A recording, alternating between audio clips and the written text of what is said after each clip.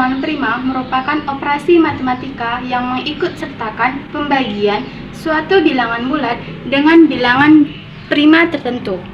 Hasil dari operasi ini merupakan sisa pembagian yang memiliki hubungan erat dengan siklus dan pola angka. Sebuah bilangan bulat P lebih besar dari 1 dinamakan dengan bilangan prima. Jika tidak ada bilangan D pembagi P yang memenuhi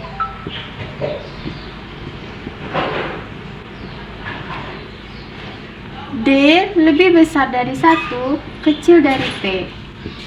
Tiap bilangan bulat N lebih besar dari 1 dapat dinyatakan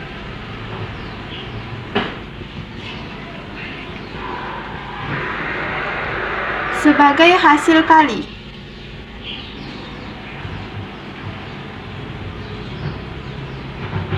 bilangan-bilangan prima.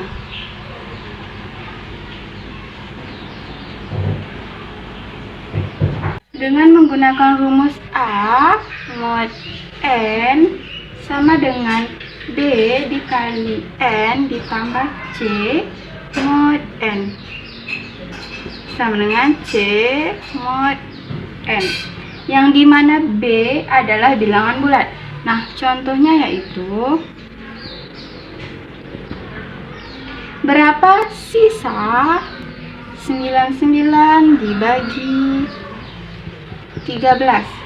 Nah, jawabannya 99 mod 13 sama dengan 7 dikali 13 ditambah 8 mod 13 sama dengan 8. Teorema modulo bilangan prima. Yang pertama yaitu The Fundamental Theorem of Arithmetic, yang dimana setiap bilangan bulat positif yang lebih besar atau sama dengan 2 dapat dinyatakan sebagai perkalian 1 atau lebih bilangan prima. Contoh, 9 merupakan hasil kali dari bilangan prima 3 kali 3, yang dimana memiliki 2 buah faktor prima. 100 merupakan hasil kali bilangan prima yaitu 2 kali 2 kali 5 kali 5, yang dimana memiliki 4 buah faktor prima. Untuk menguji apakah N merupakan bilangan prima atau komposit, kita cukup membagi N dengan sejumlah bilangan prima, mulai dari 2, 3, sampai bilangan prima kecil dari akar N. Jika N habis dibagi dengan salah satu dari bilangan prima tersebut, maka N adalah bilangan komposit. Tetapi, jika N tidak habis dibagi oleh semua bilangan prima tersebut, maka N adalah bilangan prima. Contoh,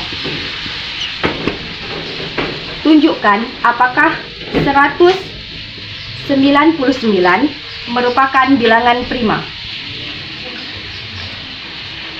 Akar dari 199 sama dengan 14,107, yang dimana bilangan prima yang kecil dari akar 199 adalah 2, 3, 5, 7, 11, dan 13. Karena 199 tidak habis dibagi dengan 2, 3, 5, 7, 11, dan 13, maka 199 merupakan bilangan prima.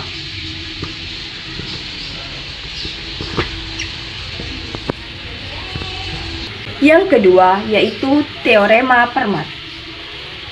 Teorema Fermat itu sendiri terbagi menjadi 3 teorema. Yang pertama, teorema 1. Misalkan A dan M adalah bilangan positif jika PBB A, M sama dengan 1. Maka sisa terkecil modulo M dari barisan A, 2A, 3A sampai dengan M kurang 1 adalah permutasi dari 1, 2, 3 sampai M kurang 1. Teorema 2. Jika P adalah bilangan prima dan A adalah bilangan bulat yang tidak habis dibagi dengan P, yaitu PBB AP sama dengan 1. Maka A pangkat P kurang 1 kongruen dengan 1 mod P. Contoh, kita akan menguji apakah 17 dan 21 bilangan prima atau bukan. Di sini kita ambil A sama dengan 2. Karena PBB 17 2 sama dengan 1 dan PBB 21 2 sama dengan 1. Maka 2 pangkat 17 kurang 1 sama dengan 65.536 kongruen dengan 1 mod 17. Karena 17 tidak membagi 65.536 dikurang 1 sama dengan 65.535 menjadi 65.535 dibagi 17 sama dengan 3.855. Untuk 21, 2 pangkat 21 kurang 1 sama dengan 1.048.576 kongruen dengan 1 mod 21. Karena 21 tidak habis membagi 1.048.576, maka 1.048.576 kita kurangi dengan 1 sama dengan 1.048.575. Kelemahan teorema Fermat itu sendiri terdapat bilangan komposit N sedemikian sehingga 2 pangkat N kurang 1 kongruen dengan 1. Mod N, bilangan bulat seperti ini disebut dengan bilangan prima semu. Teorema 3. Ketika A adalah sebuah bilangan bulat dan P adalah bilangan prima, maka P pangkat P kongruen dengan A mod P. Leonhard Euler 1707–1783 adalah seorang matematikawan dan fisikawan Swiss yang dianggap sebagai salah satu ilmuwan paling produktif dan berpengaruh dalam sejarah. Dia membuat kontribusi signifikan dalam bidang matematika, osteograf, dan mekanika. Euler juga dikenal karena karyanya dalam bidang optik dan termodinamika. Dia menjabat sebagai profesor matematika di Universitas St. Petersburg dan mengajar di banyak institusi lainnya. Euler dikenal karena kecepatan dalam melakukan perhitungan dan kemampuan untuk menyelesaikan masalah yang kompleks dengan cepat. Dia juga dikenal dengan penggunaan simbol matematika termasuk notasi pi dan i. Euler menerima banyak penghargaan dan pengakuan selama hidupnya, termasuk gelar kebangsawan dan kaisar Prusia. Dia meninggal pada usia 76 tahun dan dianggap sebagai salah satu ilmuwan terbesar dalam sejarah. Euler disebut juga dengan H, didefinisikan sebagai banyaknya bilangan asli tidak lebih dari H dan saling prima dengan H. Menghitung nilai Euler tanpa harus mendaftarkan bilangan yang memenuhi syarat diperlukan sebuah formula yang diperoleh berdasarkan sifat-sifat fungsi Euler. Sebagai fungsi tentu memiliki himpunan domain dan range. Definisi sistem residu sederhana modulo M adalah himpunan bilangan bulat positif RI yang memenuhi RIM sama dengan 1 dengan RI tidak kongruen RJ mod M.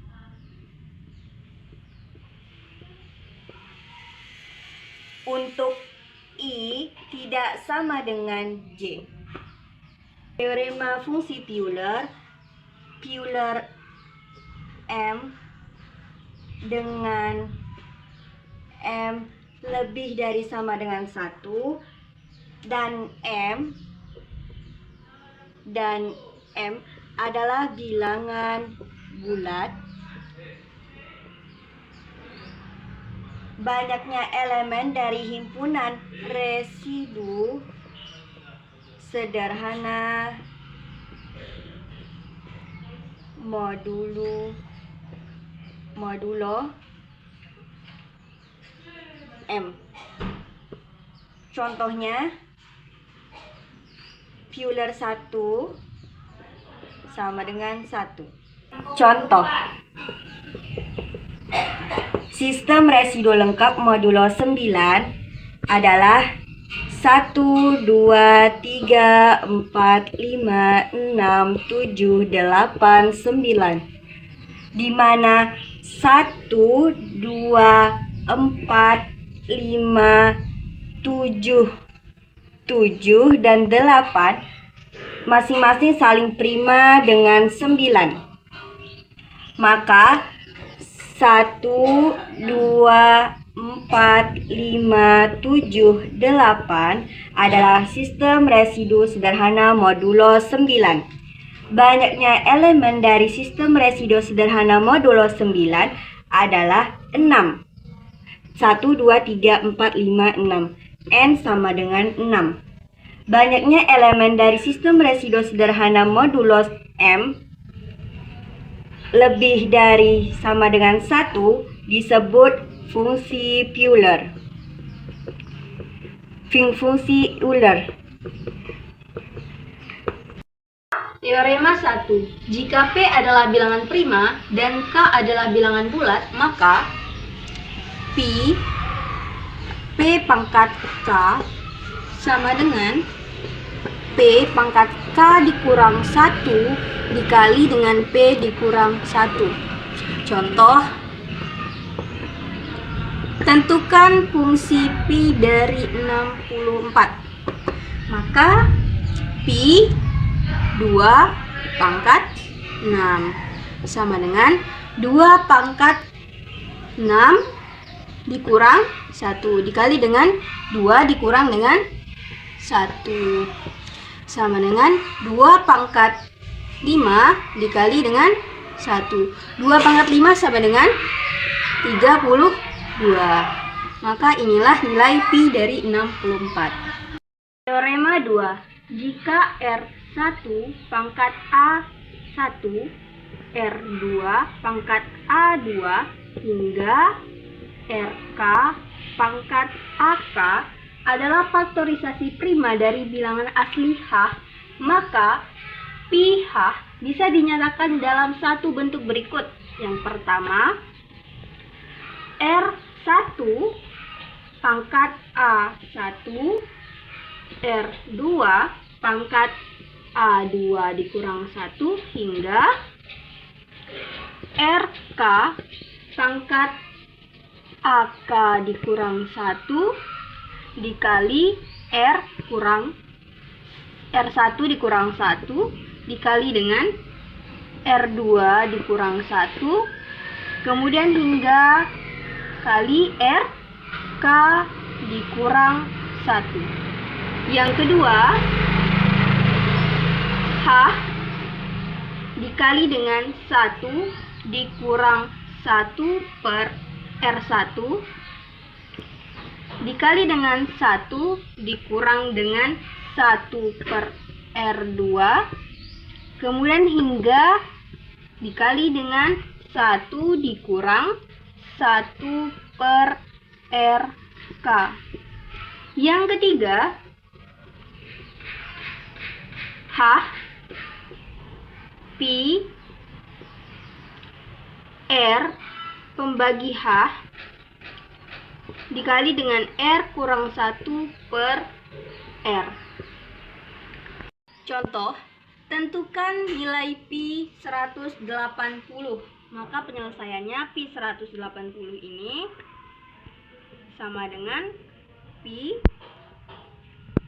2 pangkat 2 dikali dengan 3 pangkat 2 dikali dengan 5 pangkat 1 sama dengan 2 pangkat 2 dikurang 1 dikali dengan 3 pangkat 2 dikurang 1 dikali dengan 5 pangkat 1 dikurang 1 dikali dengan 2 dikurang 1 kali 3 kurang 1 kemudian dikali dengan 5 dikurang 1. Tinggal kita jumlahkan, berarti 2 kali 3 dikali 1 dikali 1 dikali 2 dikali 4, maka hasilnya adalah 48. Kemudian ada satu cara lagi, yaitu di mana Pi 180 sama dengan 180 dikali 1 dikurang dengan 1/2 dikali dengan 1 dikurang 1/3 dikali dengan 1 dikurang 1/5 sama dengan 180 dikali dengan 1/2 dikali dengan 2/3 kemudian dikali dengan 4/5 sama dengan 180 dikali dengan 8/30 sama dengan, ini bisa kita sederhanakan menjadi 180 dikali dengan 4/15 sama dengan 720/15 sama dengan 48. Baik, saya akan menjelaskan tentang teorema ketiga, di mana teorema ketiga ini bunyinya jika n adalah bilangan bulat positif, maka sigma pi d dengan d pembagi n itu sama dengan n. Contoh, kita akan menentukan nilai dari sigma pi d dengan d pembagi n dan n sama dengan 8. Langkah pertama kita akan mencari faktor dari 8, di mana kita tahu faktor dari 8 ini adalah 1, 2, 4, dan 8. Selanjutnya kita akan mencari nilai pi untuk setiap faktor ini. Maka di sini saya tulis pi 1. Pi 1 itu sama dengan 1. Lalu pi 2 itu sama dengan 1. Lanjut pi 4 itu sama dengan 2. Dan pi 8 itu sama dengan 4. Selanjutnya kita jumlahkan nilai pi-nya. Itu di sini kita tulis pi 1 ditambah pi 2 ditambah pi 4 ditambah pi 8. Kita masukkan nilainya, pi 1 1 ditambah pi 2 1 ditambah dengan pi 4 2 dan pi 8 4. Maka kita jumlahkan 1 tambah 1 2, 2 tambah 2 4, 4 tambah 4 8. Maka hasil dari penjumlahan nilai pi itu sama dengan n. Selanjutnya saya akan menjelaskan teorema keempat, di mana bunyi dari teorema keempat adalah jika n bilangan bulat positif lebih besar dari 1, maka jumlah bilangan bulat positif tidak lebih dari n dan relatif prima dengan n adalah setengah kali n dikali pi n.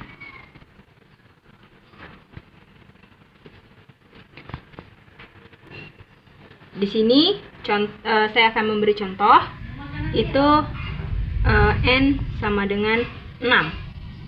Maka kita akan mencari Pi 6. Pi 6 itu sama dengan 2, di mana bilangan yang relatif prima dengan 6 yaitu 1 dan 5.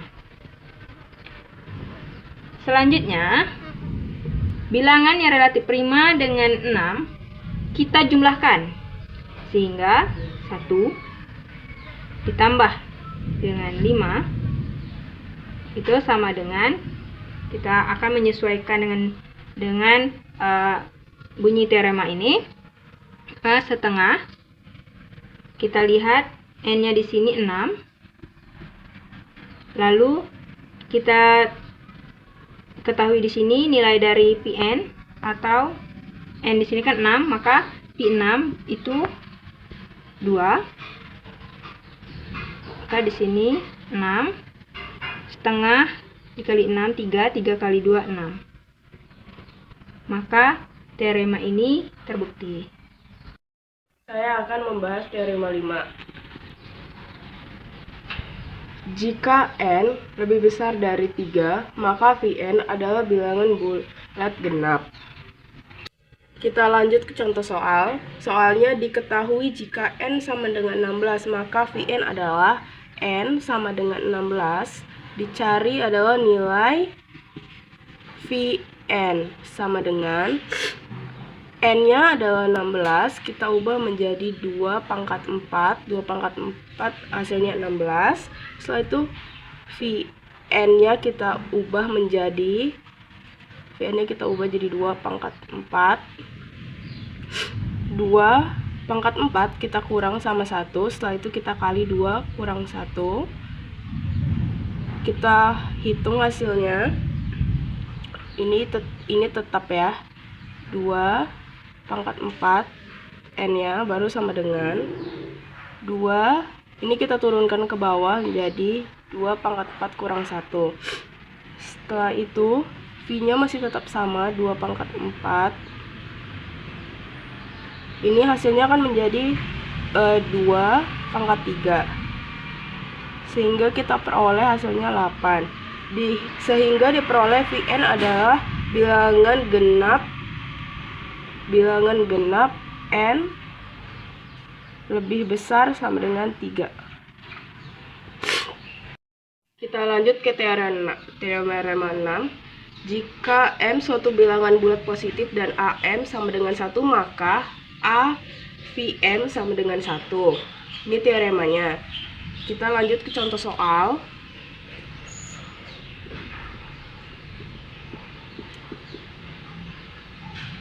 Jika diketahui M sama dengan 8, maka A Vm sama dengan Vm kita ganti menjadi angka 8 sama dengan 4.